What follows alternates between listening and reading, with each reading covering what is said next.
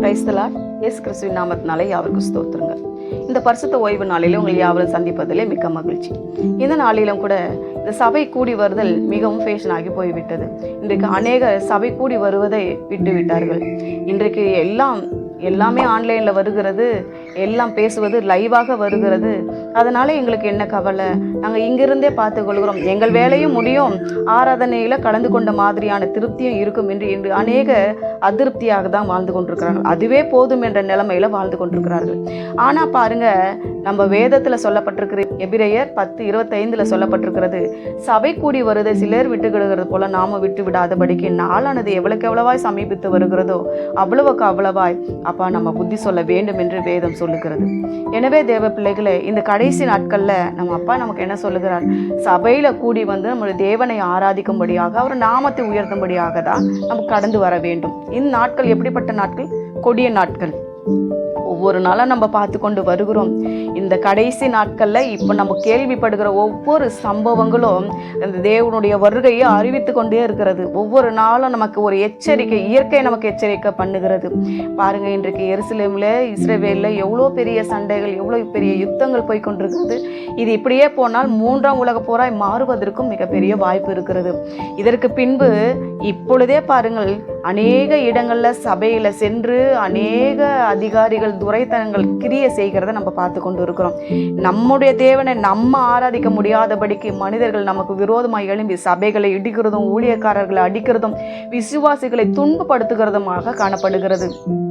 இந்த நாட்களில் நம்ம ஜெபிக்க முடியவில்லை என்றால், இந்த நாட்களில் நம்ம சபை கூடி வந்து தேவனை ஆராதிக்க முடியவில்லை, இன்னும் வருகிற நாட்களில் நம்ம எங்கே போவோம்? எஸ்தரை பார்த்து சொல்லப்படுகிறது, இந்த காலத்தில் இனி மௌனமாயிருந்தால் ரட்சிப்பு வேறு ஒரு இடத்துல இருந்து வரும் என்று. தேவ பிள்ளைகளே, நீங்கள் எல்லாரும் உங்களுக்காக, தேவனுக்காக வாழ வேண்டும். இந்த கடைசி காலத்தில் உங்களுக்கு இன்னொரு வசனத்தை நான் வாசிக்க விரும்புகிறேன். ஆமோஸ் எழுதின நிருபம் 8ஆம் அதிகாரத்தில் 11-12 வசனங்கள் வாசிக்கிறேன். இதோ, நான் தேசத்தின் மேல் பஞ்சத்தை அனுப்பும் நாட்கள் வரும். ஆகார குறைவினால் உண்டாகிய பஞ்சமும் அல்ல, ஜல குறைவினால் உண்டாகிய தாகமும் அல்ல, கர்த்தருடைய வசனம் கேட்க கிடையாத பஞ்சத்தை அனுப்புவேன் என்று கர்த்தராகிய ஆண்டவர் சொல்லுகிறார். அப்பொழுது அவர்கள் கர்த்தருடைய வசனத்தை தேட ஒரு சமுத்திரம் தொடங்கி மறு சமுத்திரம் மட்டும், வடதிசை தொடங்கி கீழ் திசை மட்டும் அலைந்து தீர்ந்தும் அதை கண்டடையாமல் போவார்கள் என்று வேதம் சொல்லுகிறது. இனி வருகிற நாட்கள் கொடிய நாட்கள். இப்படி இனிமே நம்ம எப்பொழுதும் போல சபையை கூடி வருவோமா, தேவனை ஆராதிப்போமா என்பதும் தெரியாது, வேதமினே நமக்கு கையில் கிடைக்குமா என்பதும் தெரியாது. எனக்கு தெரிஞ்ச ஒரு சில இடங்கள்ல, இந்த பாகிஸ்தான், ஆப்கானிஸ்தான் இருக்கிற இடங்கள்லாம் ரகசிய கிறிஸ்தவர்கள் இருந்தார்கள். எங்கேயோ அந்த பேஸ்மெண்ட்ல வச்சு சபையை நடத்துவார்கள். அதுவும் ஒரு சிலருக்கு தெரிந்து விட்டது என்றால் என்ன செய்வார்களாம்? வேலை செய்கிற அத்தனை பேர் யாரெல்லாம் ரகசியமா கிறிஸ்தவர்களா ரட்சிக்கப்பட்டார்களோ, ஞானஸ்தானம் எடுத்தார்களோ, அவர்கள் எல்லாரும் ஓவர் டைம் வேலை இருக்கிறது ஞாயிற்றுக்கிழமை என்று சொல்லிவிட்டு 2 மணி நேரம் 3 மணி நேரம் நண்பர்கள் எல்லாம் கூடிக்கொண்டு அடர்ந்த காட்டுக்குள் சென்று விடுவார்களாம்.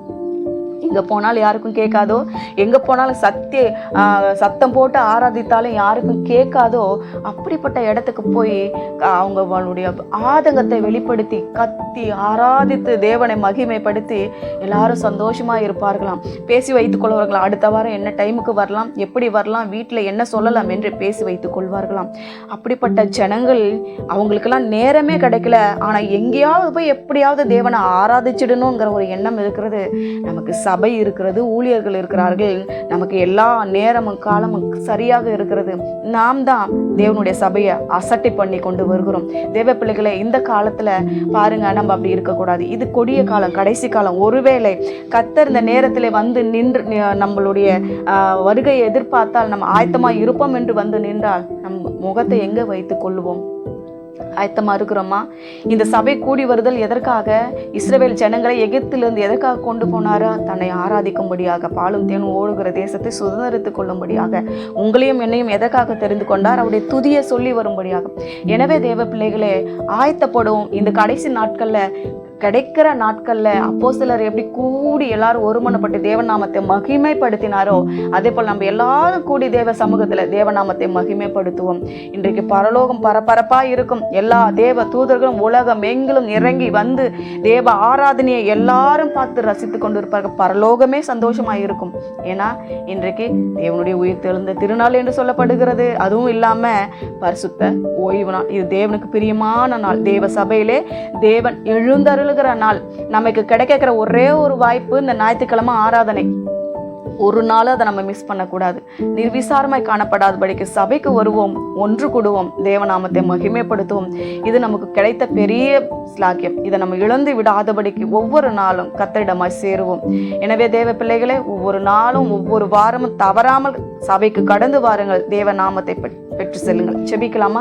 நல்ல தகப்பனே, இந்த வேலைக்காக நன்றி செலுத்துகிறேன். நாளைய தேவனாகிய கர்த்தர் ஆசீர்வதித்து தருவீராக. சூழ்நிலைகள் நிமித்தம் வீட்டில் இருக்கிறவர்களை கர்த்தர் பொறுப்பெடுத்துக் கொள்ளுங்க. அவர்களை ஆசீர்வதிங்க. எத்தனையோ பேர் மருத்துவமனைகளில் இருக்கிறார்கள். எத்தனையோ பேர் சூழ்நிலைகள் நிமித்தம் சபைக்கு வர முடியாத சூழ்நிலைகள் இருக்கிறார்கள். அப்படிப்பட்ட ஜனங்களோடு உங்க கரம் இருக்கட்டும். ஆனால் அப்பா, தெரிந்தே இருக்கிற பிள்ளைகளோடு நீங்க பேசி அவங்கள சபைக்கு கொண்டு வரும். இதை கேட்கிற யாவரும் விழிப்புணர்வுகளோடு இருக்க உதவி செய்யும். இயேசுவின் நாமத்தில் செபிக்கிறோம் பிதாவே. ஆமென்.